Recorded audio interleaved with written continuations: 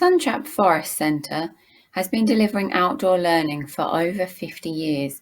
We've taken thousands of school children and family groups out into the wonderful Epping Forest. We also deliver schools outreach and inset training for staff. We'd like to share with you some inspiration and ideas so that you can take your class out into your local green space, even if it's just a simple school grounds, and enjoy some fantastic learning opportunities. There are so many benefits to outdoor learning. The multisensory nature of the outdoor environment improves children's engagement, their motivation and their concentration in the activity. We never have to work very hard to get them involved in what they're doing outside. The experiences are really memorable because they are hands-on, they're kinesthetic, and they're experiential, so they have really deep and lasting impacts. Outdoor learning really lends itself well to interdisciplinary learning, so children are developing those systems thinking skills that they need for a real-world scenario.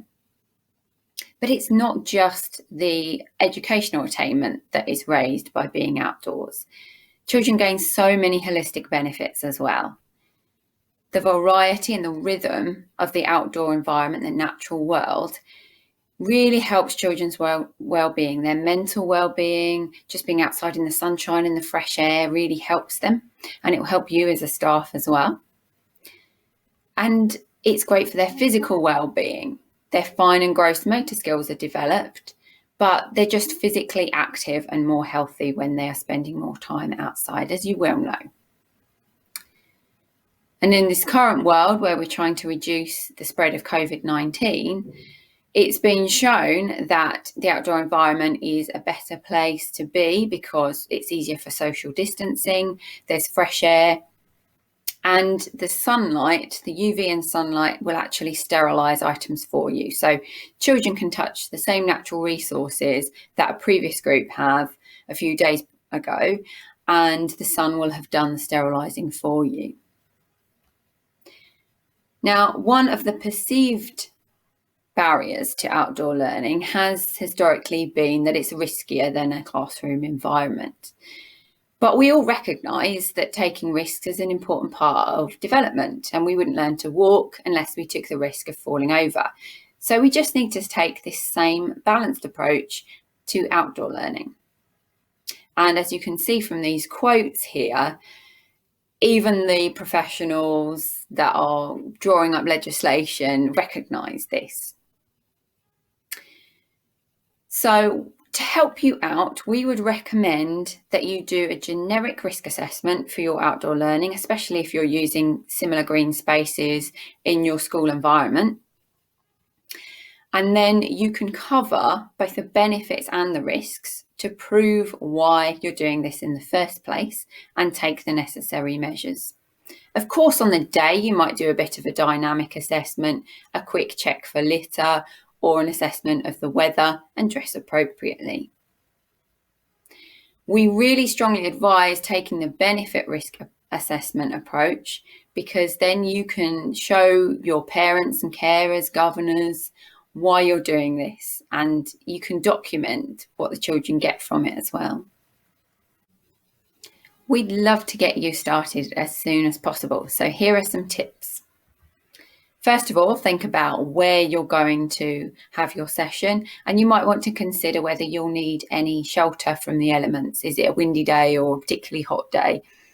Your school might want to invest in some sails or parachute, but you can easily rig up a tarpaulin between some trees or posts with a bit of rope.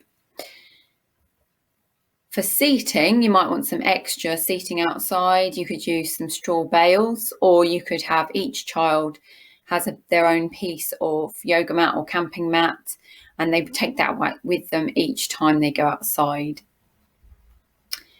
Try to make the whole experience part of the learning. So even just moving from the classroom to the outdoor space, you could be doing your times tables as you march along. You could be making observations. One child could instruct the others with directional language to get from A to B. There are just so many ideas.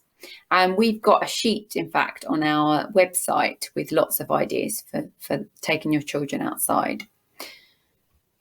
In terms of what you do outside, it's not just a case of taking a worksheet outside. So make use of what is out there and work with that. We try to minimize the amount of paper that we're taking outside.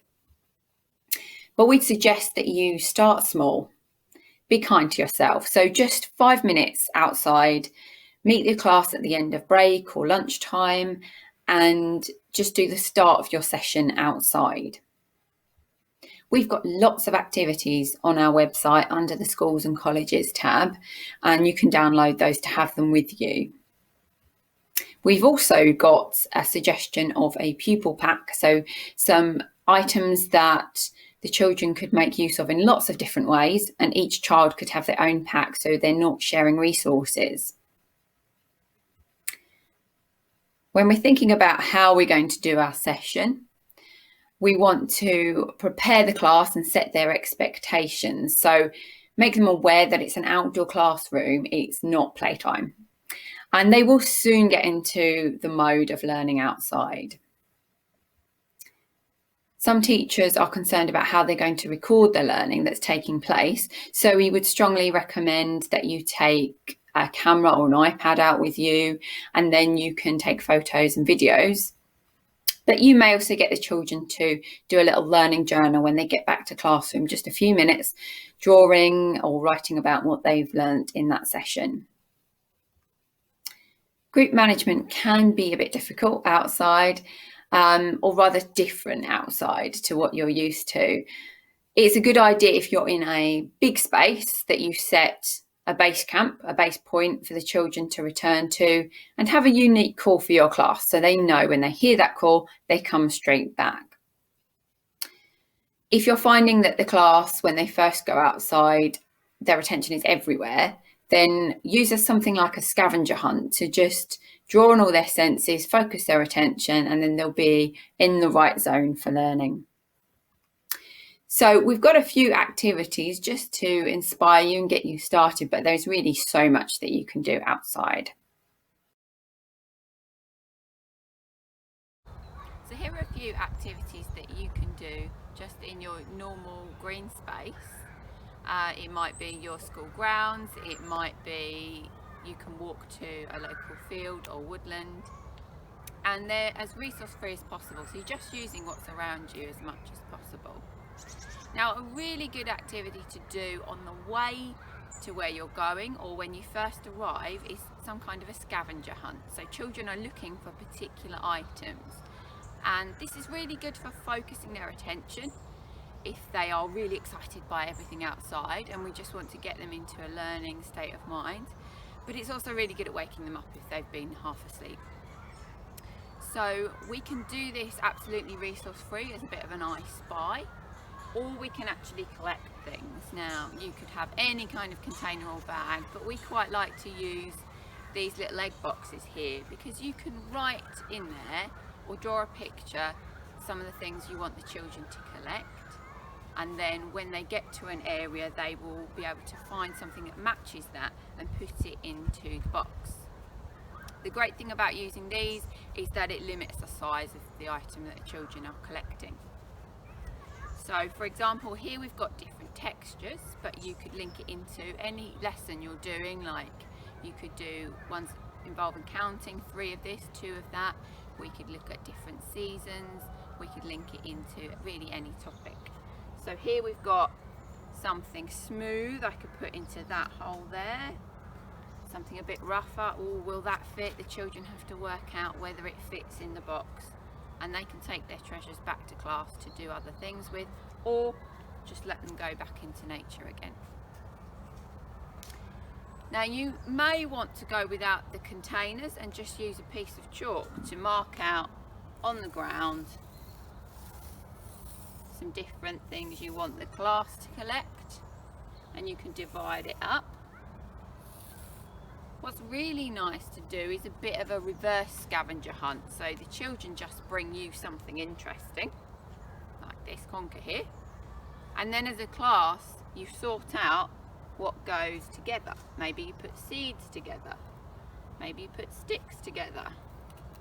Maybe you put leaves together. And so it's part of the children starting to sort and classify materials. Now, if you've collected some sticks, it's a good idea to give children a limit on size, so perhaps say shorter than that part of your arm. There's a few great things you can do with sticks. They're very versatile. So here I've asked the children to collect 4 sticks about the same length, and they can shorten them if they need to. So we can have a go at doing a fractions wall. Just lay out one stick as a whole, and then ask the children to break the second stick in half. The third stick down, we're going to break that in half. What happens if we cut half in half? We get quarters. So you can ask the children to do this in any fraction you're working with, just to get an idea. Here we tried to get some thirds here at the bottom, so they've got an idea of how those fractions add up to a whole. Now, in most green spaces you've got quite a lot of sticks, so they are a brilliant resource to have.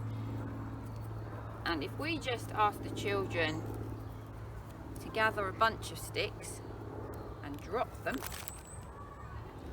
then we can ask them to look for different angles and patterns within that collection of sticks. So here I can see a triangle, and here I can see an acute angle, and here I can see an obtuse angle. Maybe there's even a right angle in there as well. So we can start looking at shapes in quite an abstract way. The children could arrange the sticks, so they could try to make shapes using the sticks. Or they can fill in these shapes, not just make a plain shape, but fill it in using natural materials. So I'm going to fill in this triangle using some leaves to cover in the shape. And then the children could be much more creative than that as well, using these sticks to make a picture. So it could be anything they want it to be. It could be something quite abstract, or it could be something familiar. Maybe they can make a little house. And then we can talk about the shapes that are involved in that as well.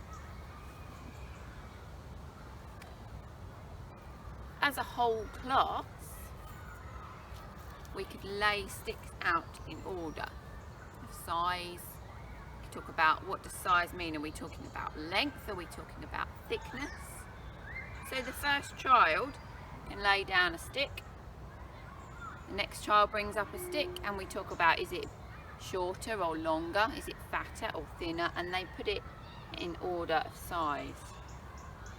Here we're going for length. So we have to really look carefully there, and we put that one on the longer side. So if you had a whole class, you could have 30 odd sticks in order of size.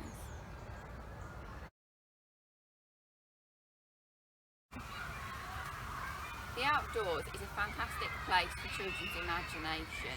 It's much more stimulating than the indoor environment, and there are so many loose parts that they can use, and they could really imagine them to be whatever they want. So there is a really nice activity we call an imagination circle. Ask the children to go and find an item that fits in their hand, as long as it's a natural object. And then standing around in a circle, ask the children to imagine what this item could be in a story. So perhaps this is a tree in a very small world. Maybe there are fairies dancing around it. You can do this activity as a whole class, where you use the items and work them into a whole class story. So maybe we start with this item here.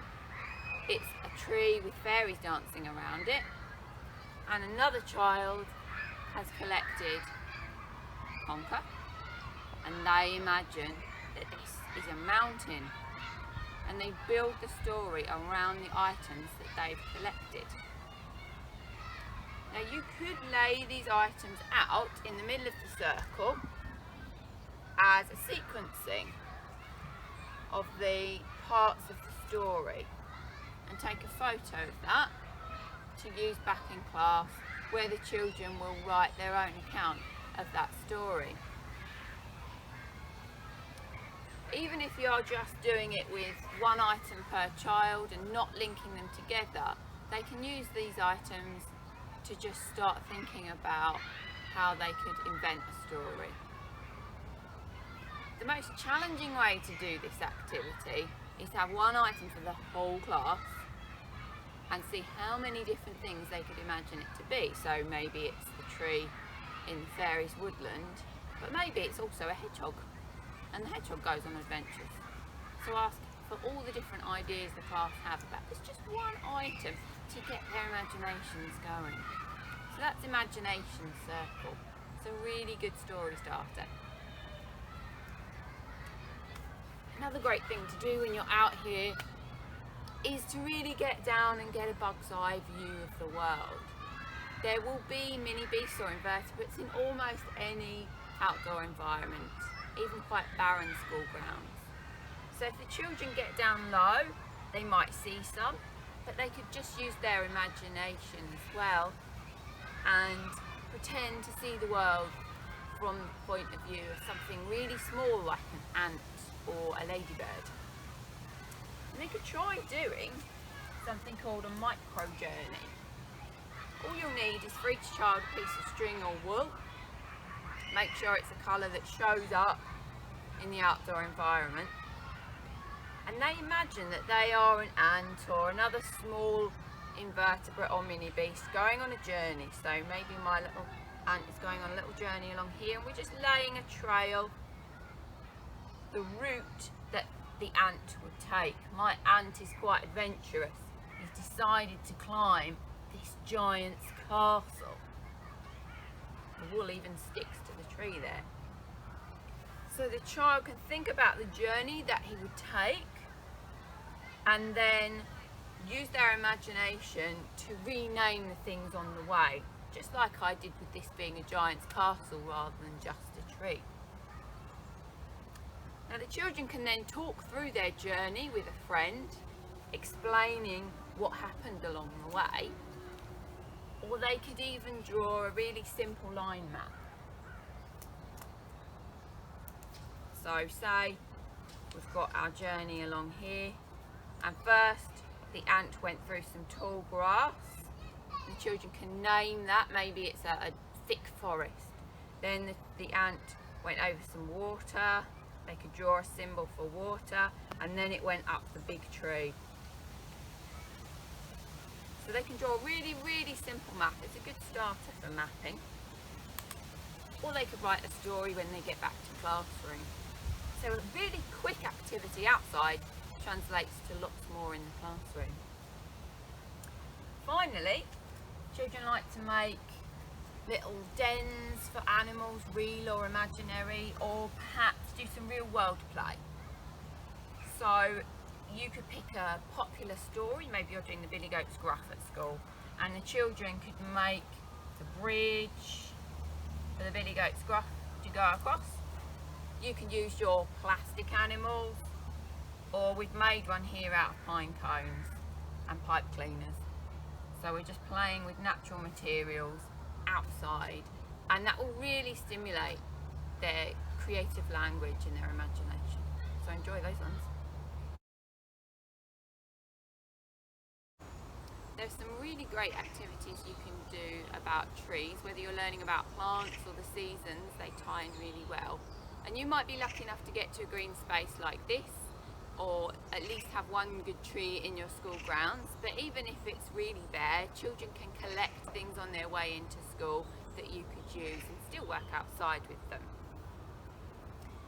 One resource that is quite handy to have is one of these plastic mirror tiles, and children really like to sit under the tree and just look into the canopy using one of these.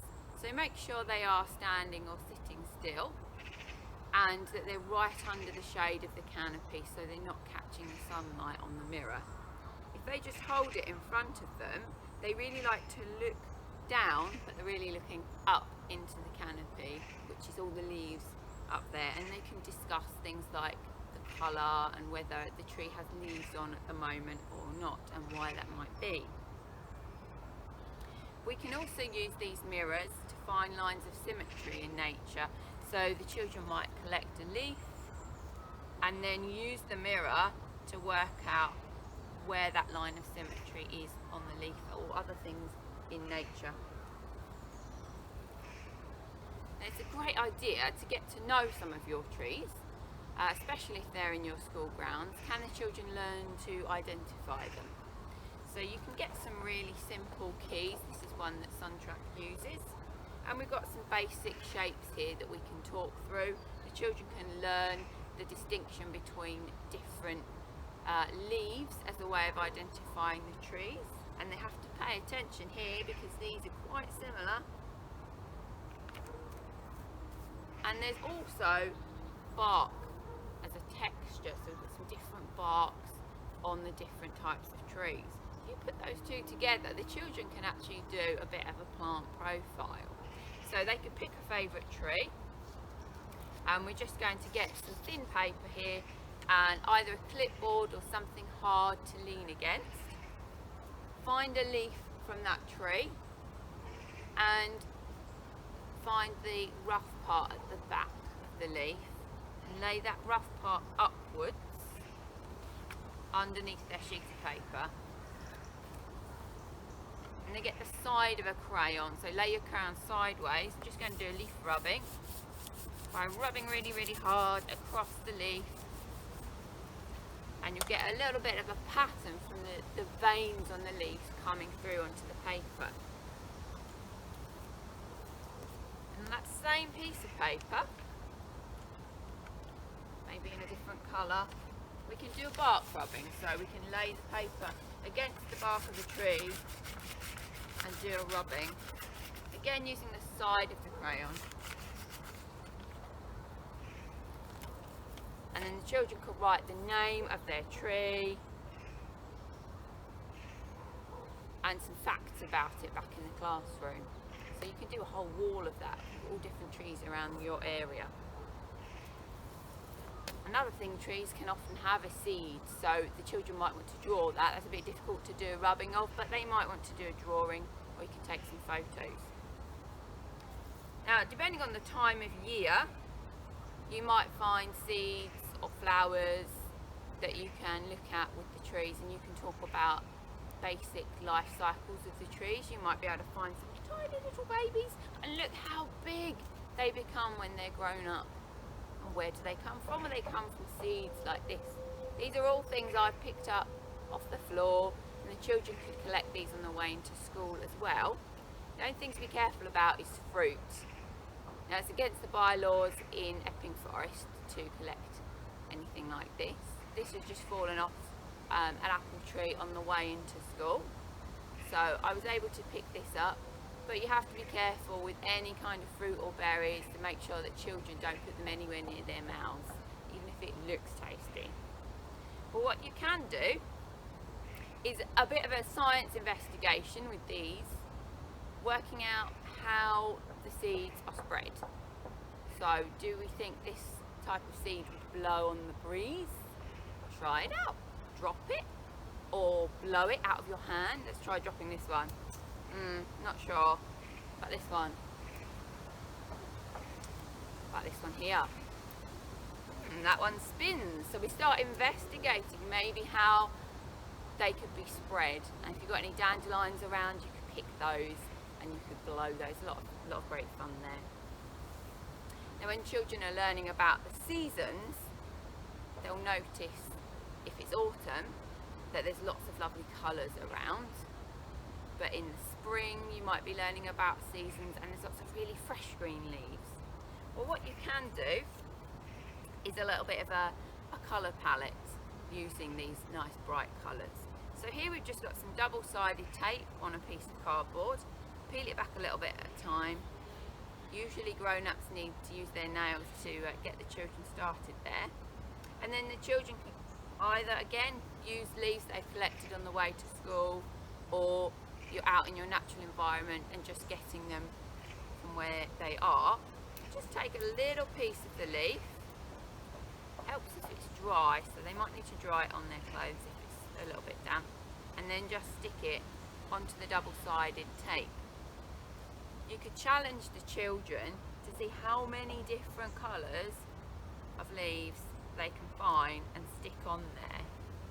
This is particularly lovely to do in autumn, but it works in any time of year. You will be able to find lots of different shades, and for older children they can gradiate those colours right through the rainbow, so make it a little bit more tricky. They've got to plan it out before they stick it on. So it's just another fun activity to do, and that's can be made into a bookmark, or it's just another piece of evidence for you. Do remember to take pictures of what the children are doing to help you with your evidence.